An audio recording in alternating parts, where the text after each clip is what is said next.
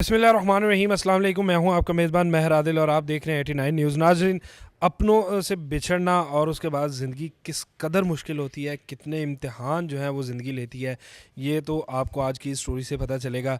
हमारे साथ मौजूद हैं अली रज़ा, जो कि 8 साल की उम्र में गली में खेलते हुए खो गए और उसके बाद खेलते हुए कह लें कि किसी ने जो है वो अपनी रंजिश जो है उसको अपने दिल को तस्कीन देने के लिए किसी माँ के आंसुओं से जो है वो अपना दामन भर लिया।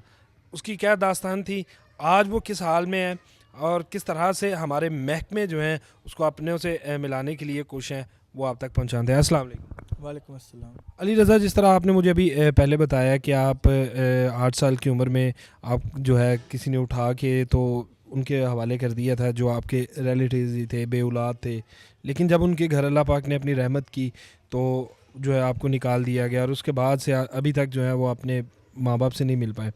सारी दास्तान ज़रा आप मुझे बताएं। सर ऐसा हुआ था कि मैं छोटा सा था तब, मतलब कि 4-5 साल का। तो हमारे साथ जो हमसाये थे उन्होंने मुझे अपने पास बुलाया। उनके घर हमारा आना जाना था तो वो मुझे गाड़ी में बिठा के ले गए, एक फ़ैमिली को दे दिया। तब मैं छोटा था, मुझे भी इतना कुछ फ़ील नहीं हुआ, मैं भी उनके साथ एडजस्ट हो गया। उनकी औलाद नहीं थी। उसके बाद 3 साल बाद उन्होंने मुझे वापस दे दिया, उनको ही जिन्होंने मुझे उठा के दिया था। फिर एक रोज़ वो शॉप पे कटिंग करवाने लेके जा रहे थे, मुझे कटिंग करवा रहा था मैं, तो वो भाई जो था वो मेरे घर वालों को जानता था। उसने फ़ोन किया और मेरे मॉम डैड आ गए और मुझे ले गए। उसके ठीक साल बाद मैं स्कूल से घर आ रहा था, वर्दी उतारी है, खेलने के लिए बाहर निकला हूँ। और जैसे ही निकला हूँ खेलते खेलते काफ़ी आगे निकल गया, उसी रोड पे के पीछे से रास्ता भूल गया। इतनी समझ भी नहीं थी मुझे, तो उसकी वजह से फिर मैं पीछे जाने के बजाय फिर आगे जाने लग गया रोता रोता। और फिर जा रहा था तो एक आदमी ने पकड़ लिया मुझे। उसने मेरा घर वगैरह पूछा, मुझे उस टाइम कुछ नहीं पता लग रहा था, मैं कंफ्यूज था। वो बंदा अपने घर ले गया मुझे। एक हफ़्ता उसने अपने घर रखा, उसने खिलाया पिलाया कि मेरा बेटा चलो बन जाओ। उसने बहुत कोशिश की मेरे घर वालों को ट्रेस करने की, पर नहीं मिले। फिर उसने तंग आके इदारे में कॉल कर दी, क्योंकि चुप ही नहीं था हो रहा उसके पास। उसने इदारे में कॉल की, फिर इदारे में रहने लग गया। फिर 2017 को मैं बहावलपुर शिफ्ट किया गया मुझे। फिर यहाँ आए हैं, उसके बाद 2019 को मेरा मेडिकल हुआ और मुझे बाहर निकाल दिया। अच्छा, जब आप चाइल्ड प्रोटेक्शन ब्यूरो में थे तब उन्होंने कोई कोशिश नहीं की आपको माँ बाप को ढूंढने की, कोई अखबार में इश्तिहार दिया हो या वैसे कोई किसी के थ्रू जो है वो आपसे पूछ के रब्ता करके जाने की इजाज़त दी हो? सर एक बार सिर्फ फुल ऑफ पे लेके गए थे कि बच्चे को लेके जाते हैं गाड़ी पे। मुझे तो अपने इलाके का नाम ही नहीं था पता, इसलिए वो थोड़ा सा आगे लेके गए हैं, फिर वापस ले आए हैं। और उसके बाद अखबारों में काफ़ी बार उन्होंने तस्वीरें दी हैं, काफ़ी बच्चों के साथ मेरी भी चली जाती थी, पर कोई रिस्पॉन्स नहीं आया सर। अच्छा, एजुकेशन हासिल की वहाँ पे चाइल्ड प्रोटेक्शन ब्यूरो में? जी सर, की है मैंने। कहाँ तक पढ़े हैं? सर मैट्रिक तक की है। मैट्रिक के बाद आगे नहीं बढ़े? सर उसके बाद बहावलपुर जैसे शिफ्ट हुआ, वहाँ स्टडी नहीं थी। वहाँ छोटे बच्चे थे, छोटी क्लासें थी, इसलिए मुझे बाहर जाने की इजाज़त नहीं मिली और मैं अंदर ही बस लाइब्रेरी की किताबें पढ़ता रहा। अच्छा, हुनर क्या सीखा है? क्योंकि चाइल्ड प्रोटेक्शन वाले या तो आपको हुनर सिखाएंगे या आपको एजुकेशन देंगे, तो कोई हुनर सीखा है? सर हुनर बाहर आके सीखा, जब निकाला गया था मैं। उसके बाद जब आर्डर हुए थे अंदर रहने के, तब ही मैंने फिर बाहर हुनर सीखा। वो भी इसलिए सीखा कि चलो मेरी जॉब लग जाएगी अंदर। मैं गया भी जॉब के लिए, पर लाहौर के इदारे के जो बाहर गार्ड हैं उन्होंने गालियाँ निकाल के मुझे भेज दिया वापस, अंदर नहीं जाने दिया मुझे। अच्छा, आईडी कार्ड आपका बनवाया है, 22 साल आपने एज बताई थी, तो उस पे कोई आपको वालदैन जो एड्रेस है वो कहाँ का है? सर जो मेरा आईडी कार्ड बना वो भी इदारे के थ्रू ही बना है, और जो गार्डियन है वो भी बस एक नाम निशाई किया उन्होंने। मतलब कि अगर सर्च वगैरह करते हैं उस गार्डियन पे तो कोई डाटा नहीं आएगा, और जो एड्रेस है वो भी इदारे का ही है। अच्छा, किस तरह पता चला अब कैसे आया कि मैं लाहौर से था जिस तरह आपको ढूंढने के लिए आए हैं? सर मैं बहावलपुर काम करता था जिस शॉप पे, वहाँ एक एएसआई आते थे, राव काशिफ साहब।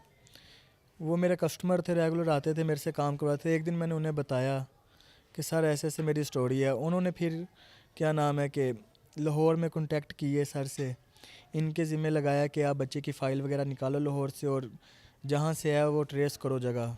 अच्छा, बहन भाई कितने थे? सर 2 बहनें थी और 1 भाई था। पहचान लोगे माँ बाप को सामने आने पे? जी जी सर, पहचान लूँगा। बहुत शुक्रिया जी। नाज़रीन, अली रज़ा की गुफ्तगू आपने सुनी और उम्मीद करते हैं कि ये माँ बाप से मिले, कितनी वो ममता प्यासी होगी जिससे बचपन में जो है उसका लगते जिगर जो है वो जुदा हुआ, और कितना ही बेटा जो है वो माँ की ममता को तरसा होगा। सिर्फ़ एक छोटी सी गलती से कह लें, एक बेहिस इंसान की गलती से कह लें। अब चलते हैं फैसल साहब की जानिब। ट्रैफिक वार्डन है लाहौर में, ये अपनी खिदमात जो है वो सर अंजाम देते हैं। ये आज सुबह से ही अपने ड्यूटी जो है अभी इन्होंने जाके करनी है, लेकिन आज सुबह से ही इसी कोशिश में है कि किसी तरह अली रज़ा को जो है वो उसके वालिदैन से मिलवा सकें। और क्योंकि आईजी पंजाब की जानिब से, सीटीओ साहिबा की जानिब से भी अहकामात है कि, और इन्होंने तकरीबन 168 के करीब जो है वो अपने प्यारे जो बिछड़ चुके थे उनको मिलवाया है। उनकी जानिब चलते हैं। अस्सलाम वालेकुम। वालेकुम सलाम। फैसल साहब, सुबह से आप की इन्वेस्टिगेशन कहाँ तक पहुँची, किस तरह से आपके पास जो है वो रब्ता हुआ? आपने सारी, क्योंकि एक आप अदारे को भी प्रेजेंट कर रहे हैं, तो तमाम कवायफ जो हैं उनकी तहकीकात कर ली गई हैं, सच हैं? जी, हमारे से जब रब्ता पीआरओ हैं वो बहावलपुर में हमारे डीपीओ के, उन्होंने रब्ता किया था इस बच्चे के हवाले से। तो ये चाइल्ड प्रोटेक्शन से फ़ारिग हो चुके थे, वहाँ से फिर हमने इनकी सारी हिस्ट्री, इनकी फ़ाइल निकाली, फिर अपने तौर पे सारी सर्च की। इनको पता नहीं था कि टाउनशिप है या मुल्तान रोड है। तो टाउनशिप के इलाके में भी एक कायदे आज़म स्कूल था, वहाँ पे भी हमने सारी सर्च की, थ्रू वीडियो कॉल भी इनसे रब्ता रहा। तो कोई मसलन ये नहीं पहचान पा रहे थे, तो हमने बेहतर समझा कि इनको इधर बुलाया जाए और फिर इनको साथ लेके चला जाए। सुबह हम पहले टाउनशिप गए थे, वो सारा एरिया हमने सर्च किया है, तो इनको नहीं पहचान हुई। फिर जो रिकॉर्ड था जहाँ से ये मिले थे, ये वान टाउन से मिले थे। जब चाइल्ड प्रोटेक्शन शिफ्ट हुआ तो फिर हमने इस इलाके को कंसंट्रेट किया, जो पार्क्स, जो स्कूल, जो एरियाज़ ये बताते थे, मंगल बाज़ार का बताते थे, सारे एरियाज़ में सर्च किया कहाँ कहाँ पार्क्स हैं जहाँ मंगल बाज़ार लगते थे, स्कूल्स हैं, वो सारी लोकेशंस हमने ट्रेस की हैं। लेकिन ये क्योंकि 2013 का है तो ये अभी तक नहीं पहचान पा रहे। तो फिर अभी हमें इदारे की एक फ़ाइल से क्लू मिला है, जो बंदा जिनके पास ये तकरीबन 3 साल रहे हैं, तो अब वहाँ पे हम सर्च करेंगे, कोशिश करेंगे कि उसके थ्रू हम इनके पेरेंट्स तक पहुँच सकें।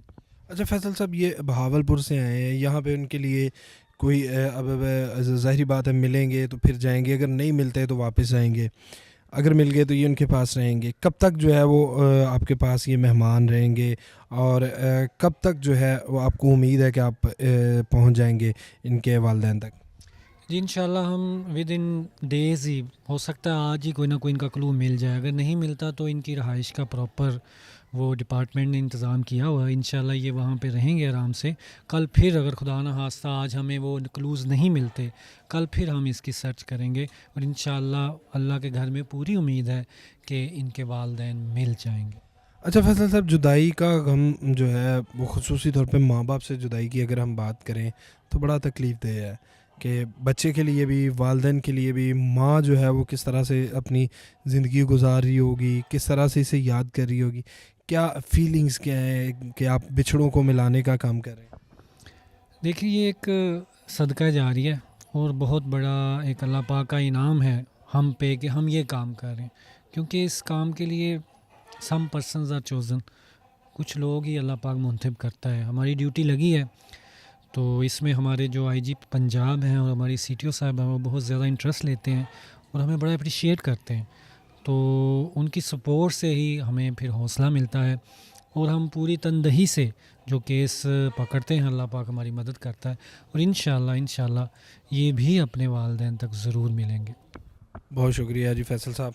नाज़रीन, हम भी इसी दुआ के साथ इजाज़त चाहेंगे कि अल्लाह करे इनके वालिदैन जो हैं अली रज़ा के, वो इसको मिल जाएँ, उस माँ को एक बिछड़ा हुआ उसके जिगर का टुकड़ा मिल जाए, और इस अली रज़ा को वो माँ की ममता जो 22 साल से इसे नसीब नहीं हुई, वो जो है वो नसीब हो। इसके साथ ही हमें दीजिए इजाज़त, अल्लाह ने के बाद।